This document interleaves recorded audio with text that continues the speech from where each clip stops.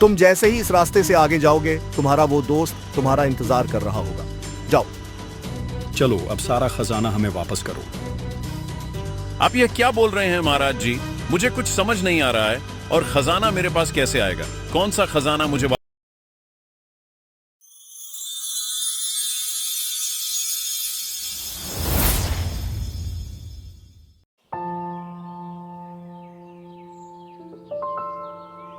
मैं कितना अकेला हूं, कोई मुझसे बात नहीं करता। हे भगवान, क्या मैं इतना बुरा हूं? अब तो मेरा मन करता है कि कहीं दूर चला जाऊं। क्या करूं? मैं क्या करूं? एक बूढ़ा व्यक्ति माधव के पास आता है। बेटा क्या हुआ? तुम इतने उदास क्यों हो? बताओ क्या बात है। बाबा, मैं क्या बताऊं? मैं बहुत बेकार हूं। मुझसे कोई बात नहीं करता। मैं अकेला हूं इसलिए। नहीं नहीं बेटा, तुम अकेले कहां हो? मैं हूं ना तुम्हारे साथ। क्या परेशानी है मुझे बताओ, मैं तुम्हारी सारी परेशानियों का हल जरूर दूंगा। बाबा, मेरा कोई अच्छा दोस्त नहीं है। सब लोग मुझसे नफरत करते हैं। वो मेरे माता पिता नहीं है ना, इसलिए कोई मुझे पसंद नहीं करता। ओ अच्छा, ये बात है। चलो ठीक है, मैं तुम्हें एक दोस्त देता हूं। क्या तुम उससे दोस्ती करोगे? हाँ हाँ हाँ बाबा, मैं जरूर उससे दोस्ती करूंगा। ठीक है, तुम जैसे ही इस रास्ते से आगे जाओगे, तुम्हारा वो दोस्त तुम्हारा इंतजार कर रहा होगा। जाओ। ठीक है बाबा, मैं अभी जाता हूं।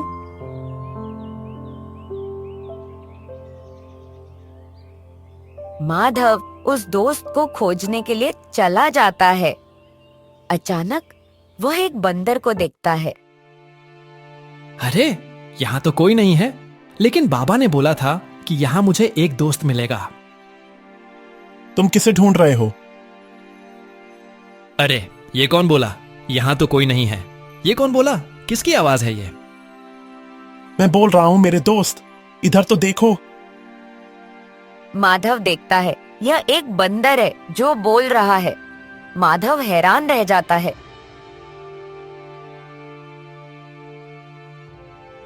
अरे डरो नहीं मेरे दोस्त, मैं एक रहस्यमयी बंदर हूं और मेरा नाम शेरू है। माधव सब समझ जाता है और वह उस बंदर से दोस्ती कर लेता है।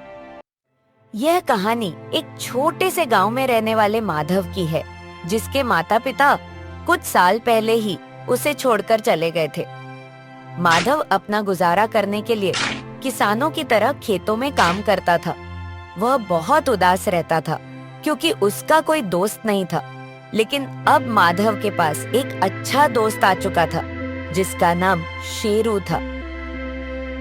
शेरू, तुम इन सब गांव वालों के सामने एक सामान्य बंदर की तरह बोलते हो। तुम उनसे इंसानों की आवाज में बात क्यों नहीं करते? अरे दोस्त, क्या बताऊं, सच में तुम्हारे पास बुद्धि नहीं है। अगर तुम्हारे गांव वालों को पता चल गया कि मैं एक बोलने वाला बंदर हूं ना, तो वो मुझे मार मार कर मेरा भुर्ता बना देंगे। हाँ शेरू, ये तुमने बिल्कुल सही कहा। ये तो मैंने सोचा ही नहीं। अच्छा अच्छा अच्छा, इसीलिए मैंने आज तक किसी को नहीं बताया कि तुम बोलते भी हो।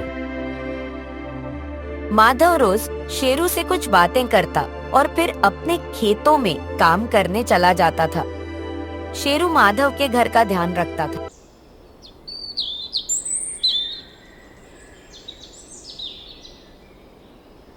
महाराज महाराज, आज फिर वही हो गया जिसका डर था। मंत्री जी शांत हो जाइए, शांत हो जाइए। बात क्या है और आप ऐसे भागते हुए क्यों आ रहे हैं? साफ साफ बताइए। अरे महाराज, मैं भागते हुए नहीं आऊं तो कैसे आऊं? बात ही ऐसी है।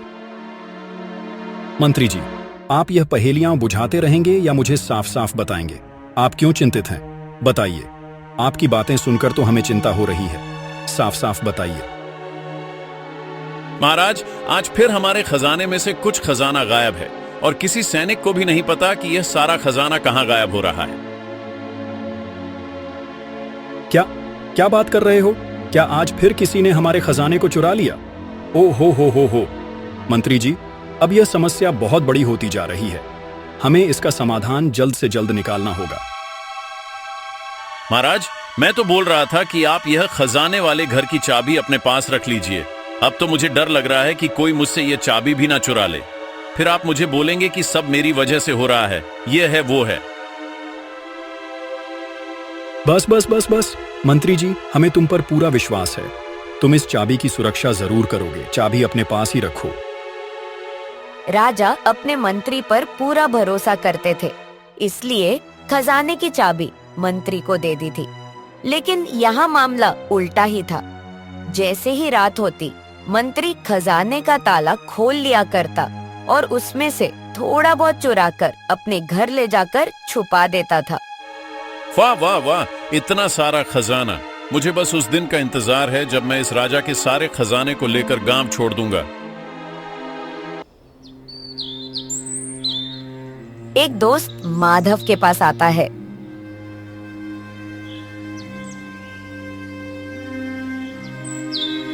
अरे माधव, ओ माधव, जरा बाहर तो आओ यार। क्या दिन भर इस बंदर के साथ पड़े रहते हो? चलो चलो चलो जल्दी, फसल काटने का समय हो गया है।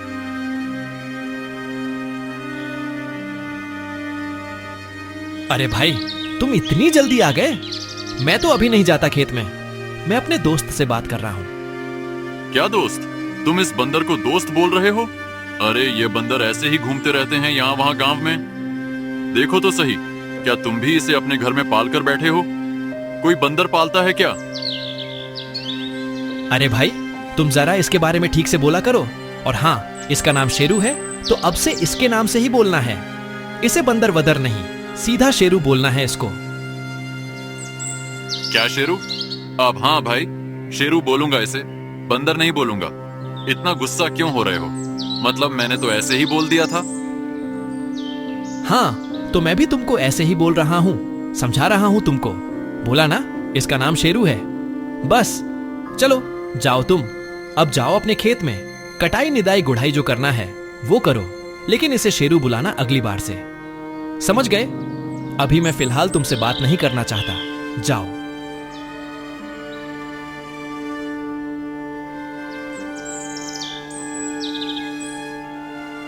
दोस्त, तुमने मेरे लिए उसको क्यों भगा दिया? अरे शेरू, कैसे नहीं भगाता? तूने देखा ना तेरे बारे में वो क्या क्या बोल रहा था। ऐसे ही भटकते रहते हैं बंदर यहाँ वहां, आवारा की तरह ऐसी बातें कर रहा था। बता। अरे तो इसमें उसकी क्या गलती है? उसको मेरे बारे में थोड़ी ना पता है कि मैं तुम्हारे साथ कैसे रहता हूँ, क्या करता हूँ। अच्छा ठीक है, ठीक है दोस्त, तुम ये सब बातें हटाओ और चलो। तुम मेरे साथ खेतों में चलोगे आज? चलो।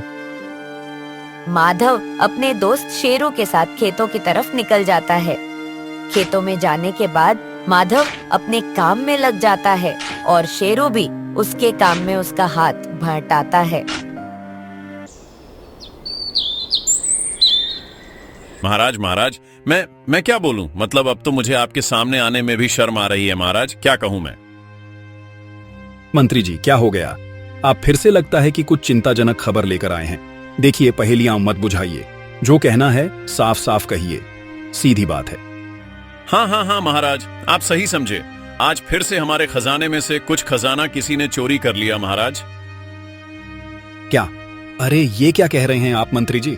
लेकिन ऐसा कैसे हो सकता है? खजाने के दरबार की चाबी तो तुम्हारे पास थी ना, तो भला कोई कैसे खजाने को हाथ भी लगा सकता है? आखिरकार यह चल क्या रहा है?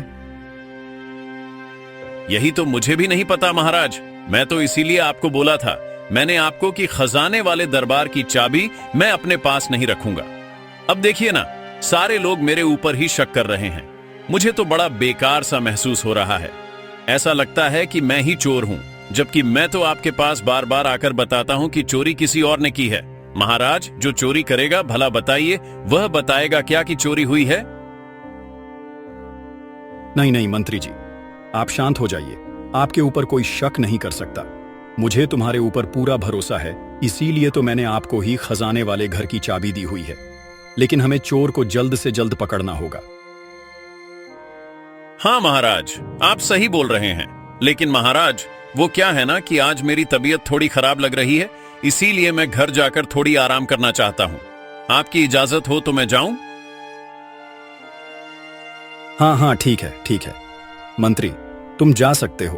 तब तक हम सोचते हैं कि उस चोर को पकड़ा कैसे जाए। मंत्री राजा से इजाजत लेकर वहां से चला जाता है।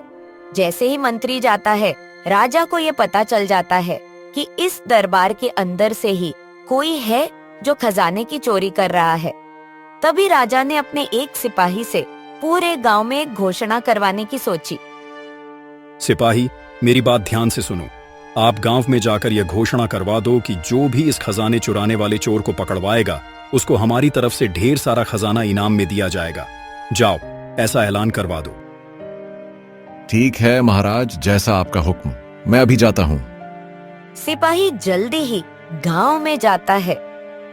जैसे ही वह गांव की तरफ जाता है, उसको रास्ते में ही माधव और उसका दोस्त शेरू मिल जाते हैं। अरे अरे सिपाही जी, आज आप गांव में? मंत्री जी ना दिख रहे, वो कहाँ हैं? अरे क्या बताऊं तुमको माधव, वो कुछ दिन से मंत्री जी का व्यवहार कुछ ठीक ना लग रहा। इसीलिए महाराज ने मुझे बोला है कि गांव में जाकर घोषणा कर दो। घोषणा? कैसी घोषणा सिपाही जी? अब क्या नया आदेश है महाराज का? माधव, हमारे दरबार के बाहर वाला जो खजाने का घर है ना, उसमें रोज कोई आकर थोड़ा सा खजाना चुरा लेता है। इसीलिए महाराज ने एक घोषणा करवाने के लिए बोला है कि जो कोई भी उस चोर को पकड़वाएगा देगा, महाराज उसको ढेर सारा इनाम देंगे। अच्छा, ऐसी बात है? वाह वाह वाह! ठीक है सिपाही जी, अगर मुझे वह चोर मिलता है तो मैं राजा जी को जरूर बताऊंगा। यह तो अच्छा मौका है इनाम जीतने का। राजा का सिपाही यह बोलकर वहाँ से चला जाता है। तभी माधव और शेरू अपने घर आ जाते हैं। शेरू माधव से बोलता है, दोस्त, मुझे एक सुझाव आया है। क्यों ना हम वो चोर को पकड़वा देते हैं जो राजा जी के खजाना चुराने में लगा हुआ है। क्या कहते हो? कहते तो तुम सही हो दोस्त, लेकिन हम उसको पकड़ लेंगे कैसे? हमें तो चोर के बारे में कुछ पता भी नहीं है। अरे दोस्त, तुम हो बहुत ही भोले। देखो, हम लोग चलते हैं राजा जी के पास। राजा जी हमें कुछ ना कुछ उस चोर के बारे में जरूर बता ही देंगे।